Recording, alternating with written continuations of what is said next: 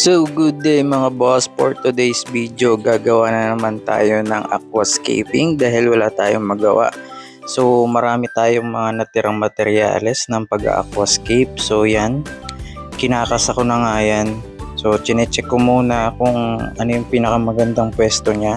So kung natatandaan nyo, yung nasa taas na aquarium, yan yung unang ginawa natin na aquascaping. Then eto, chinecheck ko na yan. So uumpisahan ko ng lagyan niya ng pinagbistayan na buhangin. So yan, tinanggal ko muna yung isa para makita ko kung malalagyan natin ng maayos ng pinagbistayan ng buhangin. Pagkaraan nga ng ilang minuto ng paglalagay natin ng buhangin dyan, at ito na yung finished product natin mga boss.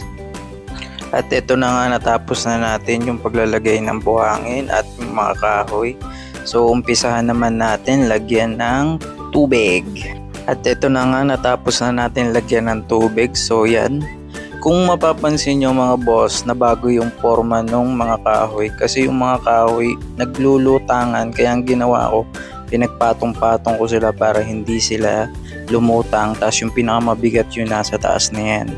At syempre hindi muna natin lalagyan ng isda yan, papalipasin muna natin yung 2 to 3 days para ma-circulate ng mabuti yung tubig at hindi magkaroon ng problema kapag nilagyan natin sila ng isda. So yun lang, happy fish keeping, fish out!